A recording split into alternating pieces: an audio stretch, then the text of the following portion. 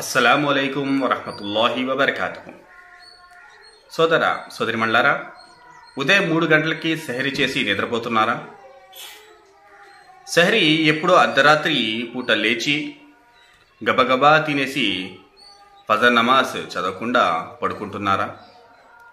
ఈ రెండు కూడా మంచి పద్ధతులు కావు. ఇది ఖురాన్ మరియు హదీస్కి విరుద్ధమైన అటువంటి పనులు. ఖురాన్ గ్రంథాన్ని సెహరీ చేయడంలో ఆలస్యం చేయండి, ఇఫ్తార్ తొందరగా చేయాలని చెప్పడం జరిగింది హదీసుల ద్వారా.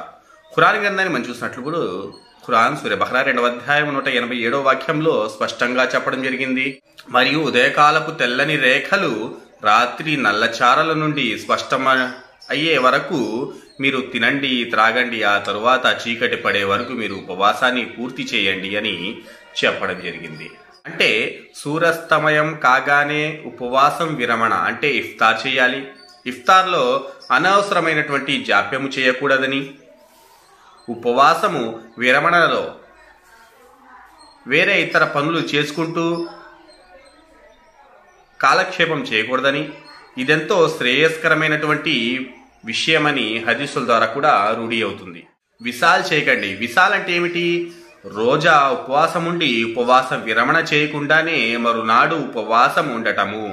మహాప్రవక్త సల్లల్లాహు అలైహి వసల్లం వారు దీని గురించి గట్టిగా తాకీదు చేశారు. దైవప్రవక్త సల్లల్లాహు అలైహి వసల్లం వారి యొక్క హదీస్ ఈ విధంగా వస్తుంది: ఇఫ్తార్ చేయడంలో తొందరపడండి, సహరీ చేయడంలో ఆలస్యం చేయండి అని చెప్పారు.